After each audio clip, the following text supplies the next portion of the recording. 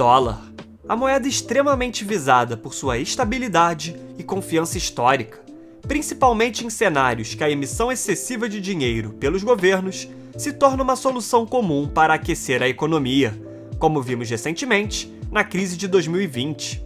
No entanto, um caso que vem dividindo os especialistas é se o mundo pode perder a confiança no dólar, pois desde o início da pandemia, os Estados Unidos estão emitindo moeda de uma maneira jamais vista, imprimindo mais dinheiro em junho de 2021 do que em 200 anos desde sua fundação, emitindo mais de 3 trilhões de dólares desde o início da pandemia, fortuna que seria capaz de comprar todos os bens produzidos pelo Brasil em 2 anos. Além disso, ao longo da história, é evidente que imprimir dinheiro em excesso quase sempre não é um bom negócio. Exemplos como esse, temos a Venezuela, Zimbábue ou até mesmo o Brasil nos anos 80 e 90, que experimentaram processos hiperinflacionários após políticas equivocadas e emissão excessiva de moeda. E nesse vídeo, vamos entender como essa impressão massiva de dinheiro norte-americana ainda não causou uma hiperinflação no país, e se essa política pode continuar para sempre, mesmo com os cenários adversos que podem ser gerados. Primeiramente, é preciso entender por que imprimir moeda normalmente gera inflação. Esse fenômeno ocorre pois se um país tem uma certa quantidade de bens em um período e pouco tempo depois o governo aumenta a quantidade de dinheiro na economia, os preços irão aumentar, porque agora há muito mais dinheiro circulando do que anteriormente, mas exatamente a mesma quantidade de bens. E como as fábricas não conseguem aumentar a produção imediatamente, a única alternativa para o aumento da demanda é aumentar os preços. O consumidor, sabendo que o seu dinheiro está cada vez mais desvalorizado, gasta rapidamente o que possui, fazendo o Banco Central imprimir mais, porque o dinheiro em circulação está sendo utilizado mais rapidamente, gerando um ciclo inflacionário. Então, como os Estados Unidos são capazes de injetar uma enorme quantidade de dinheiro em uma pandemia, onde naturalmente menos bens e serviços estão sendo oferecidos, sem causar uma hiperinflação?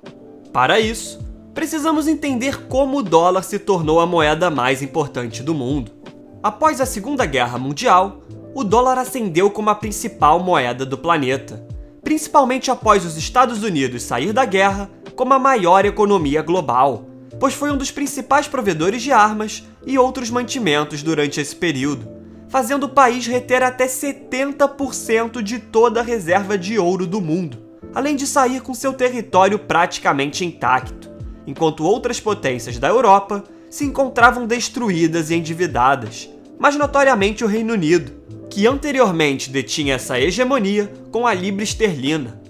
Essa posição do dólar como a principal moeda foi consolidada com o Acordo de Bretton Woods, em 1944, onde as principais potências globais se reuniram e entraram em um acordo que os valores de suas moedas agora seriam fixados ao dólar, que por sua vez seria fixado ao ouro. E esse acordo foi fundamental para solidificar a importância e a confiança no dólar, pois mesmo após o presidente americano Richard Nixon anunciar o fim do tratado em 1971, o dólar continuou como a principal moeda do mundo até os dias atuais. E assim, os Estados Unidos, diferente da maioria dos países ao redor do mundo, que utilizam suas moedas apenas internamente, tem o dólar utilizado em transações comerciais internacionalmente, além de servir como 59% da reserva monetária mundial. Com isso, o risco de inflação se dissipa globalmente, porque o valor do dólar não está atrelado apenas aos bens americanos, mas de todo o mundo. Ou seja, enquanto a demanda por dólar continuar existindo, com importadores, exportadores e bancos de todo o planeta mantendo reserva em dólar e continuarem confiando que o governo americano vai pagar suas dívidas, o Fed, o Banco Central norte-americano, responsável pelo controle de moeda em circulação, vai conseguir imprimir dinheiro sem gerar um aumento descontrolado da inflação. Contudo, o que poderia mudar esse cenário seria se outra moeda assumisse o papel do dólar como a protagonista internacional, algo que vem acontecendo com a crescente participação do euro e o interesse da China em emplacar uma moeda global, mas que ainda não foram suficientes para reverter a importância do dólar em um curto prazo.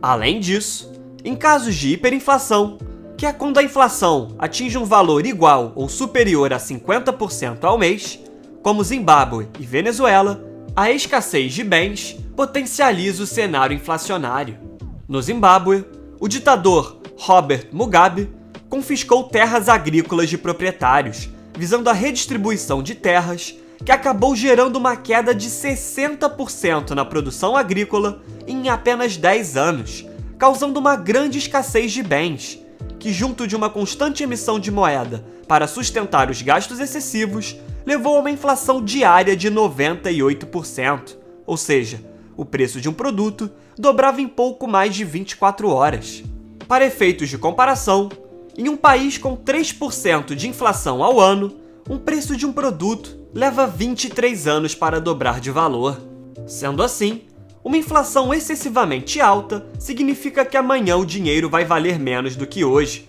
e isso motiva o gasto imediato em vez de poupar para o futuro.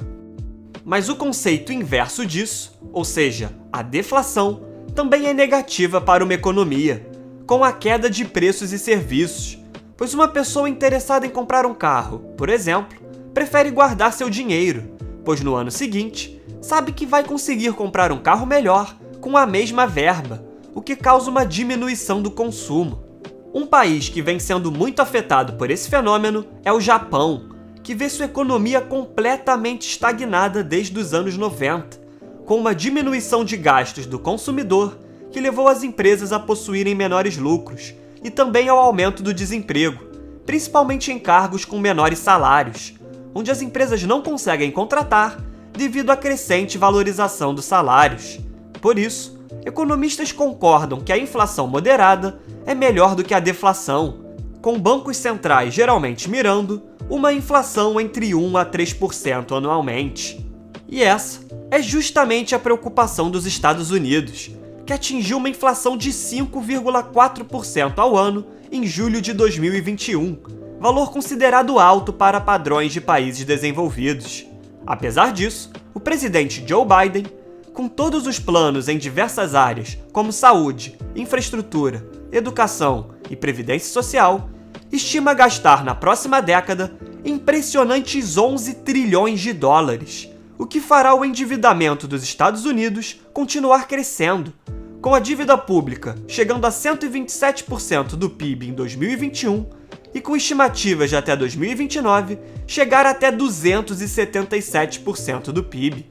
Outro fator que também está ligado à alta na inflação é que agora, com a vacinação avançada e menores restrições, a população está começando a sair e gastar mais. E esse fato está gerando uma demanda maior por bens, com empresas como General Motors e Nintendo reclamando da escassez de microchips e produtos básicos, como madeira, por exemplo, que estão disparando de preço devido ao estoque reduzido. Além de, segundo o grupo Goldman Sachs, desde a década de 70, não ocorriam tantas reclamações sobre atrasos de entrega dos fornecedores, e essa crescente demanda está gerando pressão sobre os preços, potencializados pela escassez mundial de contêineres para transportar produtos, que está dificultando o abastecimento das empresas.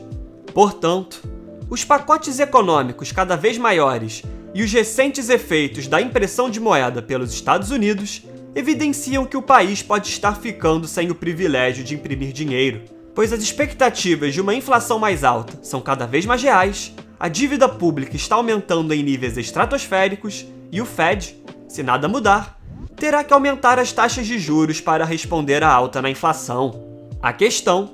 é por quanto tempo o mundo vai continuar confiando no dólar, e se o surgimento de novos protagonistas no cenário mundial não podem fazer o dólar ir progressivamente perdendo a participação no comércio do mundo e, consequentemente, levar ao fim de sua hegemonia.